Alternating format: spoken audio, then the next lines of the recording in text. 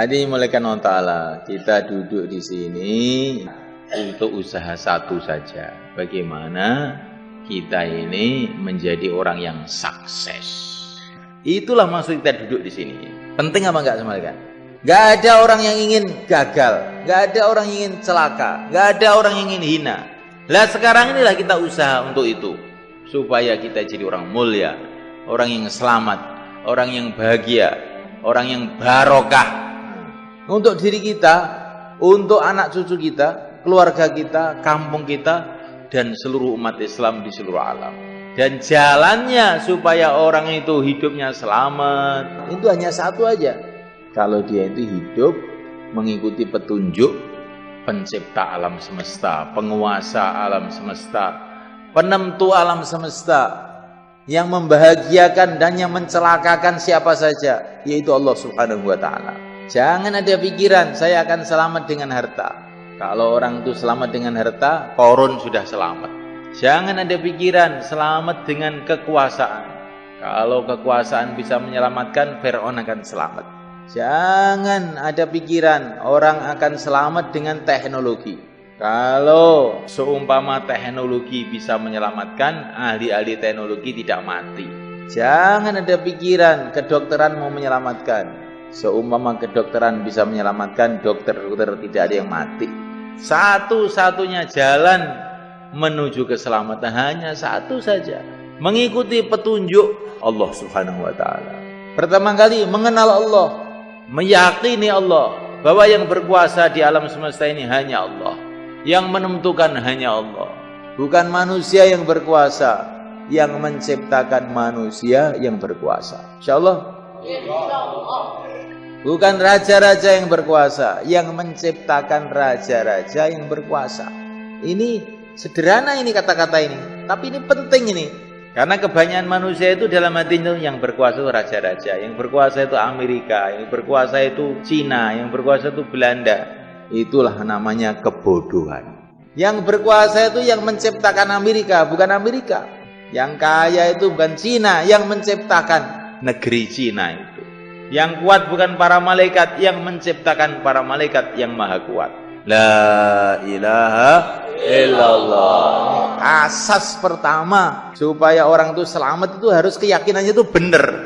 Kalau keyakinannya nggak benar, nggak akan bisa selamat. Walaupun dia punya dunia seisinya, tapi tidak kenal dengan yang menciptakan dunia, celaka. Walaupun dia didukung semua rakyat, tapi tidak didukung oleh yang menciptakan rakyat, celaka. Walaupun didukung oleh semua raja, tidak didukung oleh yang menciptakan raja, celaka.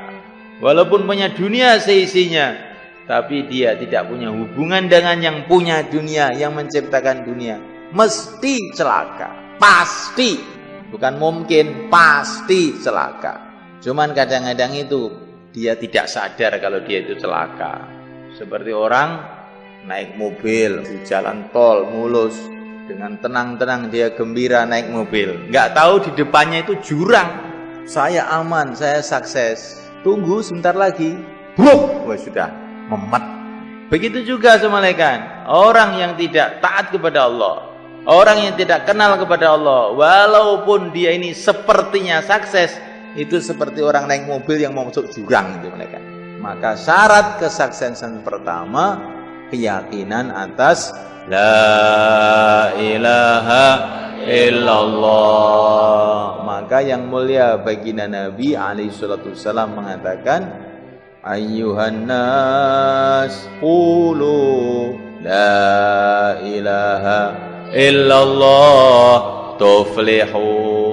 Hai manusia, katakan la ilaha illallah, kamu sukses. Katakan itu maksudnya gimana?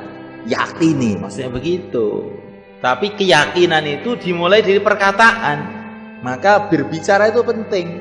Qulu, katakanlah. Nabi tidak mengatakan yakinilah, katakanlah. Katakanlah la ilaha illallah, kamu akan sukses. Kalau sudah kamu katakan, apa yang kamu katakan tuh lama-lama kamu pikirkan, apa yang kamu pikirkan lama-lama mancep dalam hati. Maka qul huwallahu ahad, katakan Allah itu Esa, Allahu Samad. Allah lah hajat seluruh makhluk. Hajat kamu bukan kepada dunia, hajat kamu itu sebetulnya kepada yang menciptakan dunia. Cuman kamu salah paham. Kalau Allah tidak menciptakan dunia, kamu bikin sendiri. Allahu Samad. Hajat kita itu hanya Allah. Kalau kita ke pasar, hajat kita ini kepada Allah, bukan kepada pasar. Hajat kita ini kepada pertolongan Allah yang Allah turunkan di pasar. Begitu juga kalau kita ke ladang, hati kita, hajat kita ini kepada Allah yang menurunkan pertolongan. Pertolongan Allah yang ada di sawah, di ladang. Kalau Allah tidak tolong kita di sawah, di ladang, akan buntu semua jalan. Tapi ini jangan diam aja. Qul, katakan dah, jangan diam. Allah satu, Allahu Samad. Allah lah hajat kita, tempat bergantung kita. Katakan. Karena Al-Quran mengatakan qul. Nabi juga mengatakan qulu, katakan. Kok kamu dengar tok? Berarti kamu tuh belum menjalankan Al-Quran. Gawat nggak? Gawat, nanti perintah belum menjalankan. Oh. Jangan pura-pura diem, tahu-tahu ngantuk. Kita harus ngomong.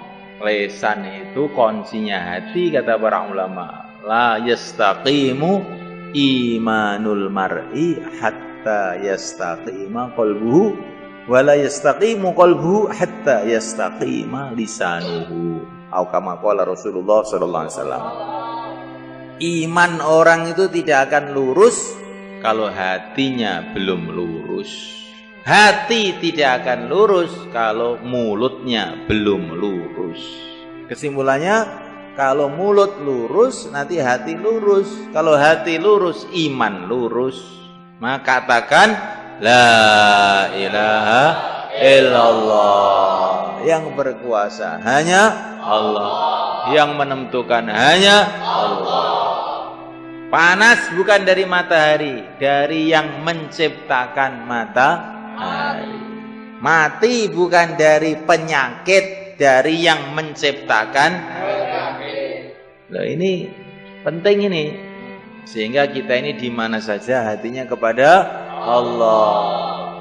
Makan tapi hatinya bukan kepada nasi, hatinya kepada Allah. Kalau Allah kehendaki nasi ini jadi baik buat saya, nanti akan datang kebaikan. Tapi kalau Allah kehendaki tidak, ya tidak. Maka mau makan di depan nasi, doa Allahumma barik lana fima razaqtana wa qina adzabannar. Ya Allah, berkatilah ini nasi ini.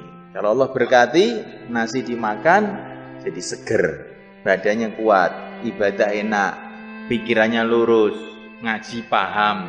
Ini makanannya barokah. Ya kalau makanannya nggak barokah, dimakan perutnya kembung, terus dengarkan ngaji ngantuk, inginnya maksiat aja. Ini makanan tidak barokah. Maka ini orang yang merasa ngantuk waktu ngaji ini, coba kamu renungi, tadi makannya pakai doa enggak? Loh, tadi saya sudah pakai doa loh Pak Kiai, tapi tidak sungguh-sungguh. Kalau sungguh-sungguh enggak ngantuan seperti kita ini, insyaallah. Dan terus paham, ngaji itu paham. Maka makan hatinya kepada Allah, minum hatinya kepada Allah, ketemu anak, ketemu istri, hatinya kepada Allah.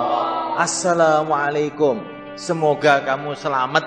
Selamat dari apa? Selamat dari macam-macam, termasuk selamat dari dosa.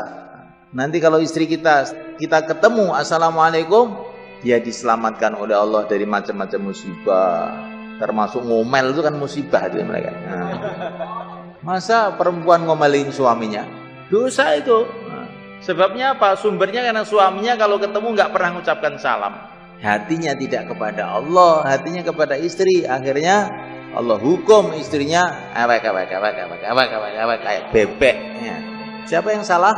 Saya. Insyaallah kan? Jangan nyalahkan istrinya dulu, salahkan saya. Ya, saya sudah salam baru sekali, tidak salamnya sudah 10 tahun. Sekarang tobat, ketemu keluarganya, assalamualaikum. Hatinya kepada Allah.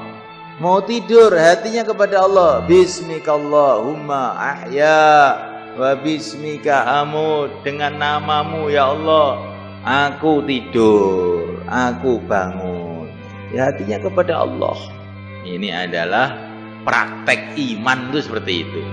Jadi iman itu dipraktekkan dalam kehidupan itu. Prakteknya gimana? Menghadapi apa saja hatinya kepada Allah. Maka dalam satu hadis dikatakan hasbunallah amanun likulli khaif, atau kama qala Rasulullah sallallahu alaihi wasallam. Hasbunallah itu adalah keamanan bagi setiap orang yang khawatir. Maka Nabi Ibrahim menghadapi Namrud menghadapi apa? Hasbunallah wa ni'mal wakil. Akhirnya aman. Kalau kita ada khawatir-khawatir, hasbunallah wa ni'mal wakil. Kalau mau buat apapun, bismillah. Bismillah itu maknanya saya buat perkara ini minta tolong kepada Allah. Barang siapa memulai kerjanya dengan bismillah, Allah akan berkati pekerjaannya itu. Ngaji bismillah. Barang siapa kumpul istrinya baca bismillah, nanti kalau jadi anak, anaknya tidak bisa disesatkan oleh syaitan. Makanya ulama-ulama Pakistan itu kalau melihat santri ngantuk aja ngaji, ini bikinnya tidak pakai bismillah ini. Nah, terus bagaimana sudah terlanjur jadi ini? Ya sekarang aja baca bismillah yang banyak. Nah, dulu orang tuanya lupa. Jadi kalau anaknya itu ngantukan tuh jangan disalahkan anaknya dulu. Mungkin lupa ini dulu itu. Enggak baca bismillah. Jadi semulaikan Allah SWT, ini penting ini iman nih semulaikan. Nah ini kita ulang-ulang hari-hari kita bicarakan sampai kita mati dengan la ilaha illallah. Inilah kesuksesan.